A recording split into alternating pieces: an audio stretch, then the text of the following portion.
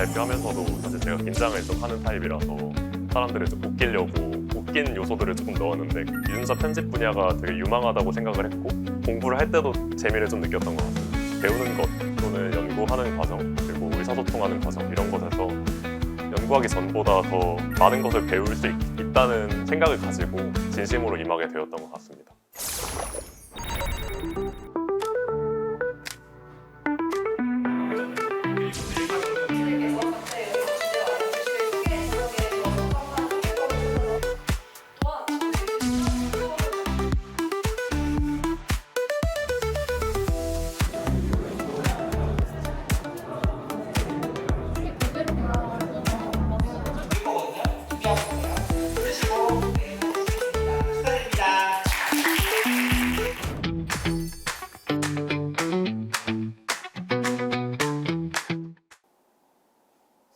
안녕하세요. 저는 연세대학교 의과대학 의학과 2학년 정유민이라고 합니다.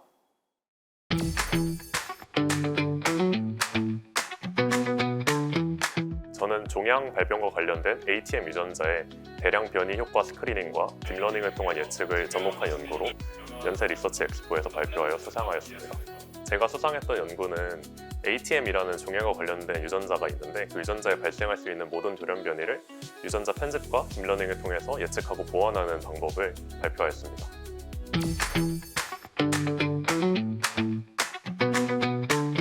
저는 대상 받을 거를 예상은 못했는데 갑작스럽게 대상을 받게 돼서 저보다 더 대단한 연구를 하셨다고 생각했던 분들이랑 같이 발표할 수 있어서 되게 영광이었습니다. 의대에서 진행한 연구가 환자 데이터를 갖고 하는 임상 연구가 많다 보니까 저처럼 기초 연구를 실험실에서 하는 학생들이 많지 않아서 그 부분에서 좀 특이하다고 생각은 했고 발표하면서도 사실 제가 긴장을 좀 하는 타입이라서 사람들을 좀 웃기려고 웃긴 요소들을 조금 넣었는데 그럴 때마다 호응이 좋아서 좀 잘 될 수도 있겠다는 생각을 했습니다.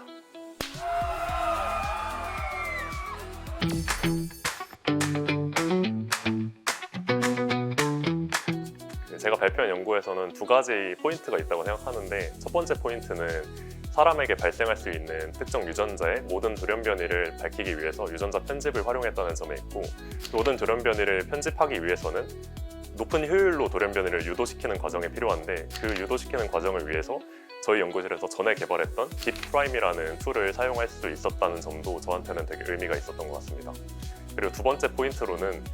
실험을 하다 보면 모든 실험 계획대로 다 되는 게 아니라 일부 데이터는 누락되거나 아니면 실험 자체가 애초에 어려운 경우가 있는데 그런 데이터를 딥러닝을 통해서 예측해서 보완할 수 있었다는 점도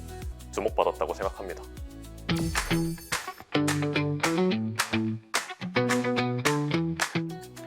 제가 처음 연구를 하게 된 이유는 저는 원래 궁금한 게 많고 그 궁금한 게 해소될 때까지 계속 마음속으로 생각하는 편인데 그렇다 보니까 가설을 만들고 그 가설에 대해서 검증하기 위해서 또 생각을 많이 하고 실험을 통해서 보일 수 있는 이 연구의 과정이 저한테 잘 맞는 것 같아서 처음 빠지게 되었습니다. 이 주제를 선택하게 된 이유는 유전자 편집 분야가 되게 유망하다고 생각을 했고 사람에게 발생할 수 있는 돌연 변이를 미리 세포를 통해서 유도를 해서 그 돌연 변이랑 유사한 환경을 만들어 데이터로 증명할 수 있다는 것이 의미 있다고 생각했기 때문입니다.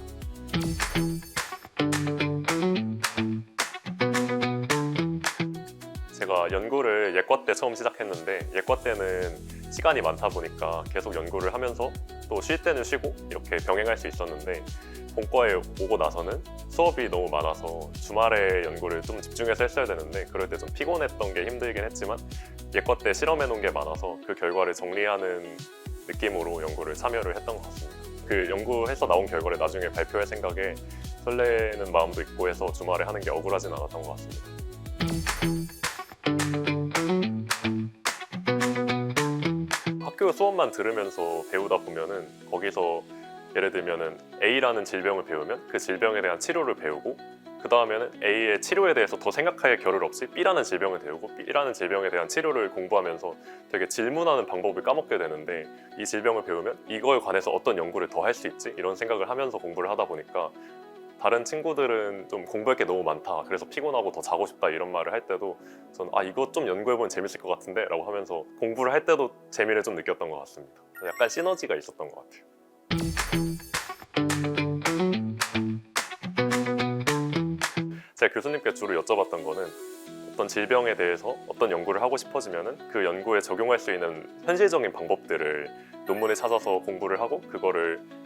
제안서 같은 거를 작성해서 교수님께 드린 적이 있는데 그 과정에서 어떤 부분에 대해서는 현실적으로 이런 연구는 어렵다 아니면 이런 연구는 더 보완해서 할 수 있겠다 이런 피드백을 받았던 게 제 궁금증을 더 구체화시키고 나중에 연구자가 돼서도 많은 질문을 현실적으로 잘 던질 수 있는 사람이 되는데 도움이 많이 된 것 같습니다.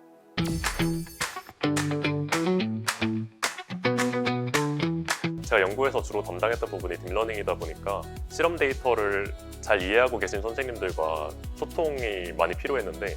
그 과정에서 저도 실험에 대해서 많이 이해할 수 있게 되고 실험하시는 분들은 저를 통해서 딥러닝 기법에 대해서 많이 이해할 수 있게 되는 과정에서 서로 모르는 지식에 대해 소통하는 과정이 중요했다고 생각을 합니다. 협업이 중요했던 순간이 정말 많았습니다. 예를 들면은 저는 딥러닝을 많이 알지만 세포 실험에 대해서는 많이 몰랐는데 그런 실험을 주로 하시는 분들께 세포 실험의 원리랑 어떤 것이 또 현실적으로 가능하고 어떤 것까지는 보일 수 있는지 이런 걸 여쭤보고 그분들께서 딥러닝으로는 어떤 걸 더 예측할 수 있는지 이런 거는 실험이 더 필요한지 이런 걸 서로 유기적으로 소통하고 하는 과정에서 협력이 많이 필요했고 딥러닝 데이터만을 가지고 논문을 낼 수도 없고 실험한 결과를 가지고만도 아주 좋은 논문을 낼 수는 없기 때문에 두 개 서로 상호 협력이 많이 중요했던 것 같습니다.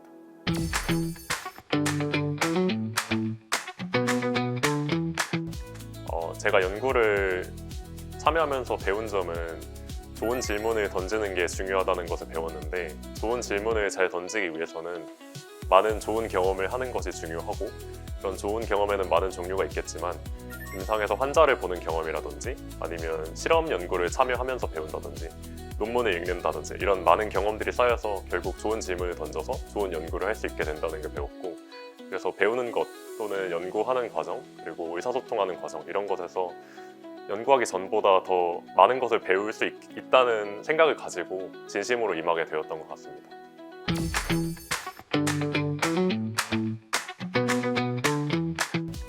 제가 AI 논문을 읽으면서 막연하게 가지고 있었던 생각이 단백질 분야, 단백질 시퀀스에 대한 해독 그리고 단백질 기능에 대한 예측 분야가 유망하다는 생각은 가지고 있었는데 이를 어떻게 연구로 풀어가야 될지에 대해서 조금 막막했습니다. 그런데 이번 연구에서는 단백질 기능에 대해서 직접적으로 규명하고 예측할 수 있었던 연구를 참여하게 되면서 이런 단백질 기능 분석에 대해서 제가 진로를 조금 더 또렷하게 생각할 수 있게 된 것 같고 그래서 제 진로에 있어서도 이런 단백질을 한 축으로 한 연구를 진행하는 데 있어서 되게 중요한 전환점이 되지 않았나 생각합니다.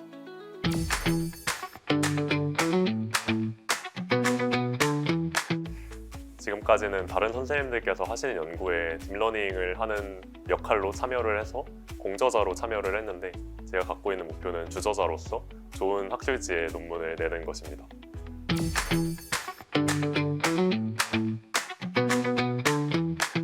뭔가 의대 생활이 6년이면은 긴데 그 긴 시간 동안 안 해본 게 많으면 나중에 후회가 될 수도 있으니까 지금 연구 참여하고 싶으면 먼저 적극적으로 참여를 하겠다고 말씀드리고 이렇게 서로 참여하면서 서로 관심이 있는 분야 열심히 연구하는 분위기가 좋은 것 같고 앞으로도 다들 열심히 해서 좋은 결과 낼 수 있으면 좋겠습니다.